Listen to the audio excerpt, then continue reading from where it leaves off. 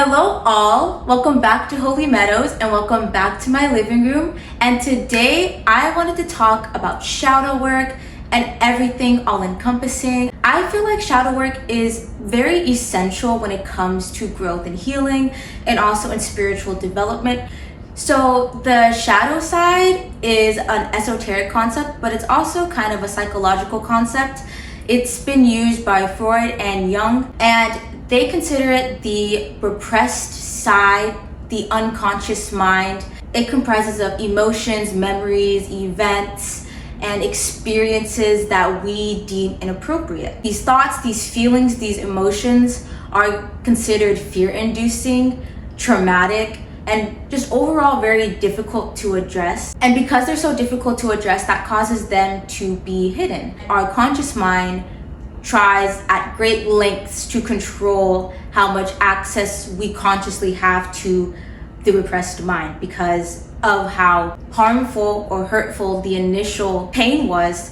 So the ego, which is our conscious mind, forms defense mechanisms or blocks it out completely in order to protect itself or to protect us. Some of the things that can be hidden are fears, doubts, criticisms, self-criticisms, and judgments from others, our negative and limiting beliefs, what we believe that we cannot do, our insecurities, things that we hate about ourselves, and just other aspects that are condemned and viewed as not acceptable by the society we live in. The problem is that our repressed mind wants to be acknowledged. It really wants our attention, but at times we can refuse to give it the attention that it desires, which causes it to manifest in different ways. It subtly infiltrates our conscious mind through invasive thoughts, through impulsive actions, through feelings that seem misplaced. The other problem is what we hide still exists. It's just hidden, and the only person it's really hidden from is ourselves. This contradiction between what we believe we are and those shameful, fearful, traumatic feelings causes a disunion between the self and the other self, just the shadow side. This causes us to project or externalize our experiences, specifically negative experiences, and projection means placing our ideas, beliefs, our thoughts, our feelings onto a situation that we feel like is seemingly related, or that we feel like we have authority to speak on, or that we feel knowledgeable about because of our personal experiences, when truly there is no correlation. It's just our mind making the connections based off of our very personalized worldview. When we project, we are assuming that everyone shares the same shadow side as us, that everyone has the same thought process as us, that people are truly predictable, when all those things are false. But also when our shadow directly confronts us with a thought, with an action, with a circumstance, we fail to appropriately address what our shadow is asking for. If we don't recognize those cues, then we can't appropriately grow. We can't appropriately heal what's been being hidden. The whole purpose of shadow work is to bring unity between our conscious self and our unconscious self, to bring lightness to the darkness, because both the light and the dark I needed to be sustained. We can't have the light without the dark, and we can't have the dark without the light. They're polarities. So the whole purpose of shadow work is to balance these polarities and overall just bring more awareness to the aspects where we don't truly have that awareness. Through shadow work, our main goal is to integrate. The actual work of shadow work is consciously and intentionally bringing attention and focus onto the circumstances, and it's to address the parts of ourselves that harbor shame, guilt, fear, anger, envy, self-deprecation, doubt, just all those really painful emotions that are hard to carry. It's going back to the parts of ourselves and the experiences that we had, and even the phases that we were in as children, as adolescents, as adults, and seeing how it's affected us in this day, seeing how it may be connected to the problems that we have in our everyday life, in order to bring that awareness to them so they can be resolved. My philosophy is, if there is a problem, there is a solution. When we know the cause, the effect, the truth, and what we have gained out of certain painful experiences, out of our repressed memories, out of our repressed subconscious mind, it allows us to come to terms with it. It allows us to be freed from the illusion, the confusion that that moment created, that spurred our distorted way of thinking. And I feel like when we become familiar with the stories we constantly tell ourselves about situations, about people, about ourselves, about what we're capable of, that is what our mind believes. I believe that reality is what you think it is, because that is what reality is. My reality is not the same as your reality, because we think different thoughts, we have different experiences, and it projects in our reality very differently. Your beliefs make your reality. Beliefs can be as big as your religious beliefs or as small as what you believe is a delicious meal. Those compound to make what you are currently experiencing. And by changing a belief, by changing the way we see something, but most importantly, by changing the way we see ourselves and the things that we've repressed and our shadow side, that is where real change can be brought in if you're seeking it. But when we become familiar with the stories that we tell ourselves, it becomes very easy to see how we've come to this point, because our stories are also our beliefs. Your story is the belief you've had in the reality you've experienced. There is a subjective truth and there's an objective truth, and we are most likely operating off of subjective truth, because when we experience something, whether an emotion, whether an event, whether a person, whether a mental state, the way that it impacts us is based off of the way we understand it and internalize it and analyze it. I feel like the subconscious mind, or the repressed mind, or the shadow side, for most people is often that one drawer, like the junk drawer that you just put everything in that you do not want to see.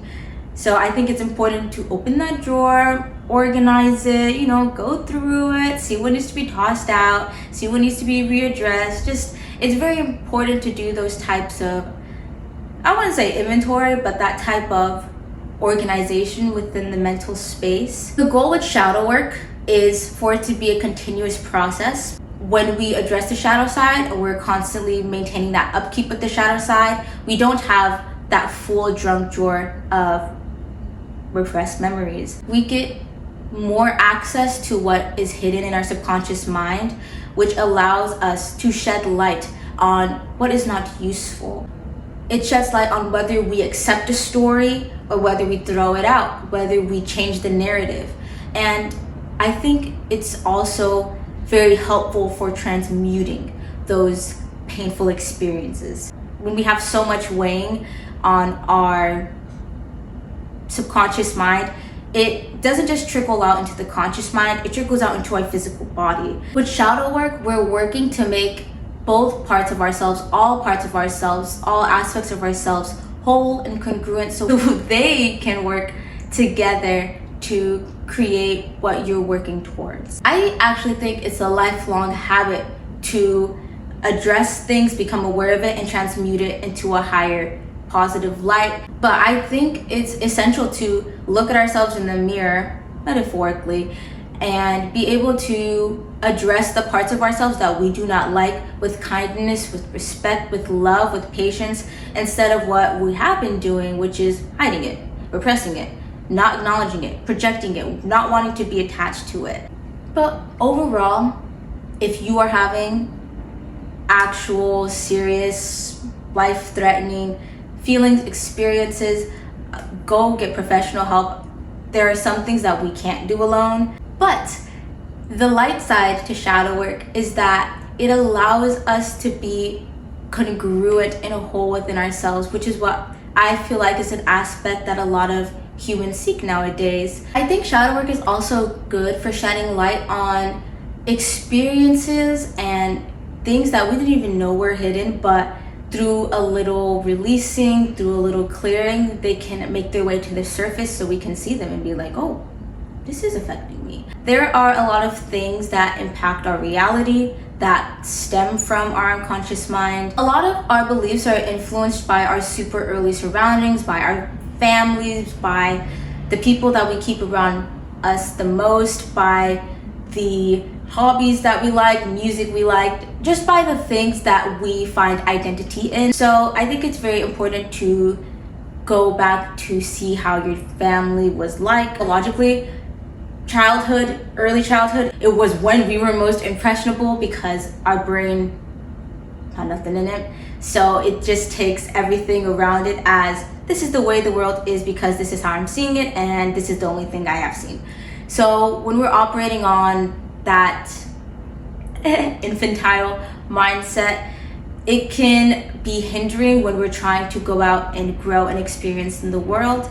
I think it's very important to approach shadow work with a sense of curiosity, openness, and introspection. I think it's important to see what we thought was the truth at one time, but I think it's also important that we are able to rewrite it to a more relevant belief, because operating off old beliefs is going to give us the same old results. I think it's very important to not be super critical, harsh, and judgmental, because our lowest moments are usually our catalyst for our highest moments. I think we go, again, polarity. Our lows and our highs are both equally important. I think what shadow work does is not normalize feelings of like failure, defeat, embarrassment, shame, guilt, but it allows us to see how they are normal emotions, just like happiness, just like joy, just like excitement. We need both of them. And I think with shadow work, it just teaches us how to better manage them. I think it's very powerful to look at these hidden parts of ourselves that we so fear and that we just really don't want to see, and be able to sit with them, to hear them out, and then to be able to incorporate them into who we are. So I wanted to share a few tips on how you can get started with shadow work and how to approach it in a way that is going to better aid you in growth rather than just let you spiral.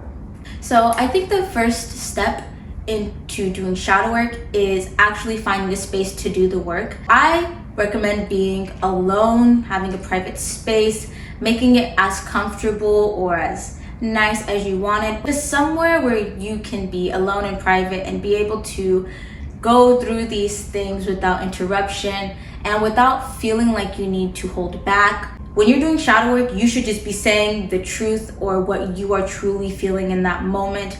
You shouldn't be second guessing, should I actually write this down, should I say it? It should just kind of be a stream of consciousness. This is such a random example, but like, you know, the little clown trick where they pull the scarves out of their mouth and it just keeps going and going and going. That is what I kind of feel like it's akin to. I feel like that is what we should be striving for when we do shadow work. Pulling out the truth in a long way to see how it's all connected. The second tip is to record your session, whether you write it, speak it, record it. Just having kind of a log of things or having a space to release is important.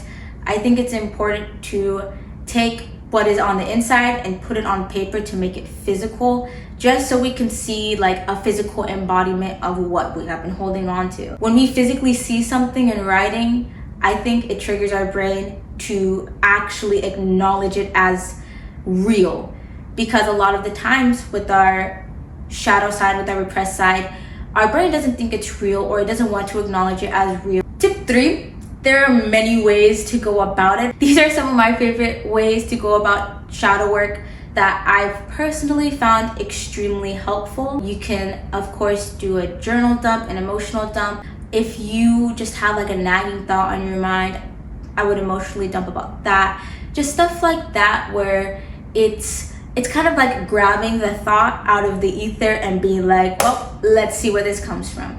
Another form is prompts from Pinterest or prompts from websites. If you're trying to heal specific things, you can do shadow work prompts for childhood trauma, shadow work prompts for relationship trauma. You can find a lot. trust me. Having a question guide or having like a prompt does guide you, and it also allows you to think of things that you probably wouldn't have thought on your own.